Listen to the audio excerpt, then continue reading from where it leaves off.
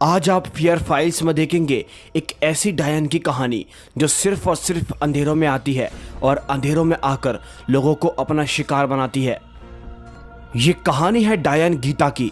ये घटना बीती थी मोनिका के साथ, जहां उसकी मॉम पूरे 10 सालों के बाद एक पागल खाने से लौटी थी और उसके साथ आई थी एक बहुत ही खौफनाक डायन जिसका नाम गीता था, जो केवल अंधेरे में रहा करती थी। आखिर कौन है वो डायन और क्या है इस डायन की कहानी? क्या मोनिका खुद को और अपनी माँ को इस डायन के हाथों से बचा पाएगी या फिर क्या होगा? ये जानने के लिए देखते रहिए फियर फाइल्स, डर की सच्ची तस्वीरें। कहानी की शुरुआत में हम मोनिका को देखते हैं जो कि अपने बॉयफ्रेंड विनोद के साथ हॉस्पिटल जा रही थी, क्योंकि उसको हॉस्पिटल से कॉल आया था। डॉक्टर ने उसको अर्जेंट मीटिंग के लिए बुलाया था। मोनिका थोड़ी सी डरी हुई थी। उसके बाद तभी उसके बगल में बैठा उसका बॉयफ्रेंड विनोद उससे पूछता है कि एक्चुअल में माँ को हुआ क्या था। उसके बाद तभी वो उसे बताती है और उससे कहती है, मेरी माँ एक आईएएस ऑफिसर हुआ करती थी, लेकिन पता नहीं अचानक उनको एक दिमागी बीमारी हो गई, जिस वजह से उनका पूरा ख्याल पापा रखा करते थे। लेकिन जब उन्होंने पराग को जन्म दिया तो उनकी हालत और बिगड़ने लगी थी। और तो और पापा की भी अचानक मौत हो गई। हम दोनों बहुत छोटे थे जब ये सब हुआ था, इसलिए फिर हम दोनों को हमारे मामा ने संभाला और माँ को एक पागल खाने के अंदर भर्ती कर दिया। मोनिका ने विनोद से ये सब बातें कही थी। दोस्तों, रास्ता काफी लंबा था और तभी वो लोग शाम तक उस हॉस्पिटल तक पहुंच गए थे। हॉस्पिटल पहुंचने के बाद मोनिका तुरंत ही डॉक्टर से मिलती है, जहां डॉक्टर मोनिका से ये कहते हैं कि अब तुम्हारी माँ ठीक हो चुकी है, तुम इसे अपने साथ घर ले जाओ। उसके बाद तभी मोनिका अपने माँ के कमरे में उसे देखने के लिए जाती है, जो कि एकदम फाइन थी। और तभी डॉक्टर्स कुछ दवाइयां लिखकर उसकी माँ की छुट्टी कर देती हैं। और तभी मोनिका और विनोद माँ को अपने साथ घर ले आते हैं। उनके जाने के बाद एक नर्स डॉक्टर से कहती है कि अभी ये तो पूरी तरीके से ठीक भी नहीं हुई, तो फिर आपने इनको क्यों जाने दिया? और तभी वो डॉक्टर कहता है, जाने दो, अगर ये हॉस्पिटल के अंदर रहेगी तो ना जाने कितनी मौतें होंगी। इससे हमको ये पता चल चुका था कि कहीं ना कहीं इस हॉस्पिटल के अंदर कुछ मौतें हुई थी। एनीवेज, घर जाने के बाद मोनिका अपनी माँ को पराग को दिखाती है, जो कि उसी का बेटा था, लेकिन वो उसे ज्यादा पहचान नहीं पाती क्योंकि वो काफी सालों के बाद अपने बेटे को देख रही थी। और तो और पराग भी नहीं पहचान पाता कि ये मेरी असली माँ है। उसके बाद तभी मोनिका किरण यानी कि अपनी माँ के नाखून देखकर काफी शौक हो जाती है और अपनी माँ से कहती है कि हॉस्पिटल के अंदर तुम्हारी बिल्कुल भी देखभाल नहीं हुई, ना तो तुम्हारे नाखून काटे गए। दोस्तों, नाखून की बात सुनकर उसकी माँ काफी डर जाती है और मोनिका से कहती है कि ये नाखून वाखून मुझे नहीं काटना, ये उसे पसंद नहीं है। मोनिका उससे पूछती है कि आप किसकी बात कर रही हो, लेकिन वो उसे कुछ भी नहीं बताती। और हम किरण के चेहरे पर एक अजीब सा डर देख पा रहे थे। इसी बीच अचानक उस पूरे कमरे की लाइट चली जाती है और पूरे कमरे के अंदर हो जाता है अंधेरा। और तभी हम बाहर की तरफ उसी कमरे के बाहर एक काले साए को देखते हैं, जो कि कोई और नहीं, वही डायन गीता थी। मोनिका उसे देखकर काफी शॉक हो जाती है, लेकिन अचानक से लाइट आने के बाद वो डायन वहां से गायब हो जाती है। उसके बाद तभी शाम के वक्त सभी के सभी लोग खाना खाने के लिए तैयार बैठे थे और तभी पराग अपनी माँ को खाने के लिए बुलाने के लिए जाता है। और वो जैसे ही उसके कमरे के अंदर जाता है तो वो देखता है कि उसकी माँ ना जाने किससे आपस में बात कर रही है। पराग लाइट को ऑन कर देता है और उसकी माँ कहती है, लाइट को ऑफ करो, मुझे बिल्कुल भी पसंद नहीं है, मुझे अंधेरे में रहने की आदत है। उसकी माँ उससे कहती है कि मेरे लिए खाना यहीं पर लाकर दे दो, बाहर बहुत उजाला हो रहा है। और तभी पराग वापस जाकर अपने दीदी से यह बात बोल देता है।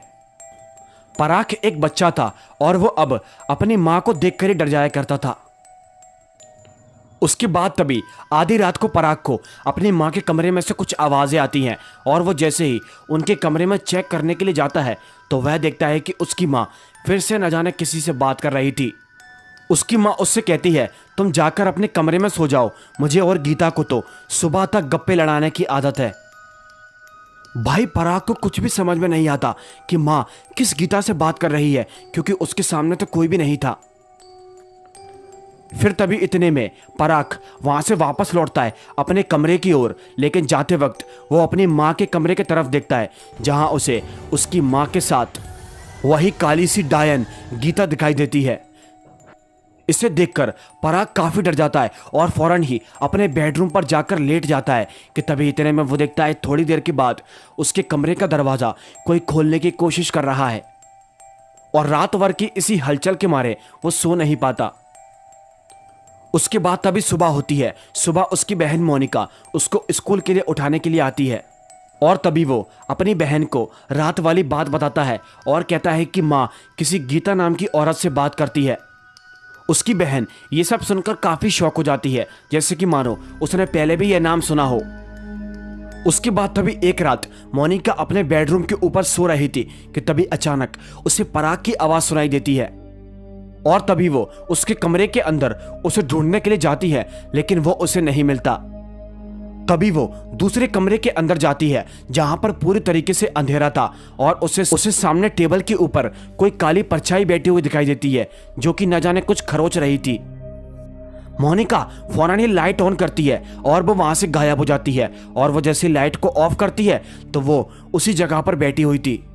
उसके बाद तभी मोनिका समझ जाती है कि ये एक डायन है और ये बस अंधेरे में उसे दिखाई देती है। उसके बाद दोस्तों तभी वो डायन उसके ऊपर अटैक करती है, लेकिन इतने में मोनिका लाइट को ऑन कर देती है जिस वजह से वो हवा में गायब हो जाती है।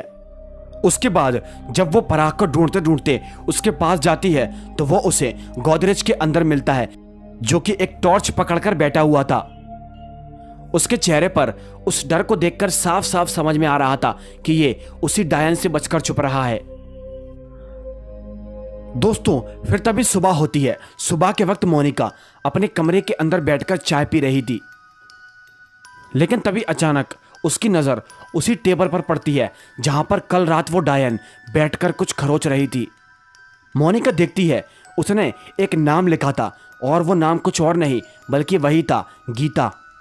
ये सब देखकर वो काफी डर जाती है और वो ये सब बातें अपने बॉयफ्रेंड विनोद को भी बताती है, लेकिन वो उसकी बातों पर ज्यादा खास विश्वास नहीं करता। और तभी वो मोनिका को लॉन्ग ड्राइव पर लेकर चला जाता है। उनको लौटते लौटते रात हो जाती है और रात के वक्त पराग अपने घर के अंदर अकेला था, लेकिन वो घर के बाहर बैठकर वीडियो गेम खेल रहा था। भी अचानक किरण यानी कि उसकी माँ उसके पास आती है और उससे कहती है, तुम बाहर क्यों बैठे हो, चलो मेरे साथ अंदर, अपन टीवी देखेंगे। पराग अंदर जाने से काफी डर रहा था क्योंकि पूरे घर के अंदर अंधेरा था। उसकी माँ उसे अपने कमरे के अंदर ले जाती है, कमरे की सारी लाइट्स को ऑफ कर देती है और टीवी के ऊपर एक हॉरर मूवी प्ले कर देती है, जिसे देखकर पराग काफी डर रहा था। पराग उससे गीता के बारे में पूछता है कि आखिर ये गीता कौन है। उसकी माँ उससे कहती है, गीता को पसंद नहीं कि कोई उसके बारे में बात करे, चुप हो जाओ। उसके बाद तभी हम उनके पीछे उसी काली डायन गीता को देखते हैं जो कि पराग के पास आकर उससे ये कहती है कि तुम मेरे बारे में किसी को भी नहीं बताओगे। पराग काफी डर जाता है और वहां से फौरन ही बाहर भाग जाता है और तभी गुस्से में आकर वो डायन गीता किरण को मारती है। खैर जब पराग बाहर जाता है तो वो देखता है कि उसकी बहन मोनिका अब वहां से वापस लौट आई है। पराग डरा सहमा मोनिका को सारी बातें बताता है और वो कहता है, माँ घर के अंदर अकेली है, वो डायन उसे मार डालेगी। तभी वो दोनों अपनी माँ को बचाने के लिए घर के अंदर भागते हैं। जब वो दोनों उसे ढूंढने उसके कमरे में जाते हैं तो वो उसे नहीं मिलती, लेकिन तभी न जाने कोई पराग के पैर पकड़कर उसको बेड के नीचे खींच लेता है। लेकिन तभी विनोद वहां पर आकर लाइट्स ऑन कर देता है, जिसकी वजह से वो डायन वहां से गायब हो जाती है और पराग को छोड़ देती है। उसके बाद तभी पराग, विनोद और मोनिका स्टोर रूम के अंदर जाते हैं जहां वो एक पुराने बक्से में से अपनी माँ के पास्ट के बारे में पता करने की कोशिश करते हैं। और तभी इसी बीच मोनिका के हाथ कुछ पेपर्स लगते हैं जिससे उसको ये पता चलता है कि मोनिका गोद ली हुई है, यानी कि किरण उसकी असली माँ नहीं है, उसकी माता पिता तो कहीं और रहते हैं। ये सब देखकर वो काफ़ी हैरान हो जाती है और वो ये सब पेपर्स विनोद को भी दिखाती है। फिर तभी सुबह होते ही विनोद और मोनिका उस पेपर्स में बताए हुए एड्रेस पर यानी कि अपने असली माता पिता के घर पर जाते हैं वहां जाने पर मोनिका को एक आदमी मिलता है जो कि कोई और नहीं बल्कि उसका असली पिता था। वो उससे कहता है कि तुम्हारी असली माँ कुछ साल पहले ही चल बसी, जिसका नाम गीता था। कुछ साल पहले की बात है। तुम्हारी माँ यानी कि गीता पेट से थी, लेकिन तभी बहुत सारे गांव वाले उसके पीछे पड़ गए थे। गांव वालों का यह कहना था कि गीता ने एक तांत्रिक के साथ मिलकर गांव के एक लड़के की बलि चढ़ा दी है, जिस चक्कर में उन लोगों ने उस तांत्रिक को बहुत मारा और अब वो गीता को ढूंढ रहे थे। गीता जैसे तैसे करके अपनी जान बचाकर खिड़की से भाग गई थी और तभी सभी के सभी गांव वाले गीता के पीछे पड़ गए। और जब गीता को भागने का कोई रास्ता नहीं मिला तो उसने एक कुएं के अंदर कूदकर अपनी जान दे दी। उसकी मौत के बाद सभी लोग उसका अंतिम संस्कार करने की तैयारी कर रहे थे। गांव वालों का यह मानना था कि अगर सही समय पर उसकी आत्मा का अंतिम संस्कार नहीं हुआ तो वो एक डायन बन जाएगी।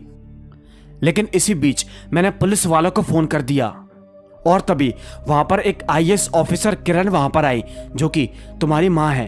तुम्हारी माँ ने आकर गीता का अंतिम संस्कार नहीं होने दिया और उसकी बॉडी को पोस्टमार्टम के लिए भेज दिया, और ये गलती करने की वजह से वो एक डायन बन गई और वो इस सब का जिम्मेदार तुम्हारी माँ को मानती है। मेरे पास तो ऑलरेडी 3 बेटियां थी, इसलिए मैंने किरण को तुम्हें गोद दे दिया था और तब से ही तुम्हारी माँ उस डायन के चक्कर में पागल खाने में बढ़ती है। दोस्तों, इसी के साथ साथ उसके पिताजी उससे एक बात और कहते हैं, वो भले ही तुम्हारी माँ थी लेकिन अब वो तुम्हारी माँ नहीं है। तुम गलती से भी उस डायन को अपनी माँ समझने की भूल मत कर लेना। और तभी मोनिका को भी रियलाइज हो जाता है कि उसकी माँ गीता नहीं बल्कि किरण है। उसके बाद तभी मोनिका और विनोद वहां पर से भागकर फौरन ही अपने घर पर चले जाते हैं। घर जाकर मोनिका अपनी माँ से उस डायन गीता के बारे में कुछ पूछने की कोशिश करती है, लेकिन उसकी माँ उस विषय में कोई भी बात नहीं करती और वहां से चली जाती है। और जब रात के वक्त मोनिका अपनी माँ के पास जाती है तो वो उसके हाथ में एक छोटा सा कागज का टुकड़ा देती है। जब मोनिका बाहर आकर उसको पढ़ती है तो उसके अंदर लिखा हुआ था, प्लीज मेरी मदद करो, मैं बहुत बड़ी मुसीबत में हूँ। ये सब देखकर हमको पता चल चुका था कि कहीं ना कहीं उसकी माँ मजबूरी में गीता की चंगुल में फंसी हुई है। और तो और ये सब देते हुए उस डायन गीता ने उसको देख लिया था, इसीलिए वो उसको बहुत मारती है। अपनी माँ की चीख की आवाज सुनकर मोनिका और उसका बॉयफ्रेंड विनोद वहां पर पहुंचते हैं। तभी वो डायन वहां से गायब हो जाती है। उसके बाद तभी विनोद एक आदमी संतोष जी को लेने के लिए जा रहा था, क्योंकि वो इस सब बातों में काफी जानकारी रखते थे और अब शायद वो ही थे जो उसकी मदद कर सकते थे। जाते वक्त वो डायन उसको डराने की काफी कोशिश करती है और वो उसकी कार पर ही अटैक कर देती है, लेकिन कार की लाइट्स जलने के बाद वो डायन वहां से गायब हो जाती है। उसके बाद तभी मोनिका फराग को एक कैंडल जलाकर दे देती है, जिससे कि वो डायन उसके पास ना आ पाए। और उसके बाद जब वो अपनी माँ के कमरे में जाती है तो वो डायन उसके ऊपर अटैक कर देती है, लेकिन उसकी माँ वहां आकर उसे बचा लेती है। और जब वो वापस फराग को ढूंढने के लिए जाती है तो वो डायन उसे एक गोदरेज के अंदर बंद कर देती है। जब मोनिका उसके पास जाती है तो वो उसका भी गला बहुत ही जोर से दबाने लगती है, लेकिन तभी इतने में संतोष जी और विनोद वहां पर आकर उन दोनों को बचा लेते हैं। और बाहर जाकर संतोष जी बहुत सारी आग जला लेते हैं, जिससे कि वो इस डायन को इसी आग के अंदर जलाकर मार दें। सभी के सभी लोग कुछ मंत्र पढ़ना शुरू कर देते हैं और तभी वो डायन वहां पर आती है और उनसे ये सब करने को मना करती है।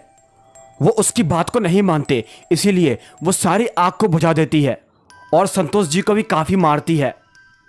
लेकिन उसके बाद तभी उसकी माँ किरण वहां पर आ जाती है अपने बच्चों को बचाने के लिए, और वो उस डायन से कहती है, मेरे बच्चों से दूर रह, तू क्यों पड़ी है मेरे पीछे।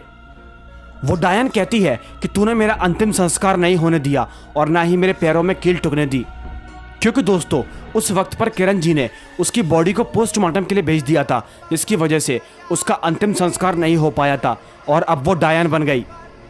लेकिन तभी किरण को समझ में आ जाता है कि आज ये डायन जो कुछ भी है केवल और केवल उसी की वजह से है, और तभी वो खुद पर मिट्टी का तेल डालकर आग लगा लेती है, जिस वजह से वो डायन भी जलकर राख हो जाती है। उस डायन के मरते ही इस एपिसोड का दी एंड हो जाता है। दोस्तों, आपको फियर फाइल्स की ये कहानी कैसी लगी? बेसिकली ये मुझे कहानी अच्छी तो लगी, लेकिन एक बात यहाँ पर नोटिस करने वाली है कि ये कहानी हॉलीवुड की मूवी लाइट्स आउट की पूरी कॉपी है। मैं उस मूवी को भी कल अपलोड करने वाला हूं अपने दूसरे चैनल गोस्ट माइंड पर, जाकर ज़रूर देखिएगा और मुझे बताइएगा ये मूवी अच्छी थी या फिर ये एपिसोड।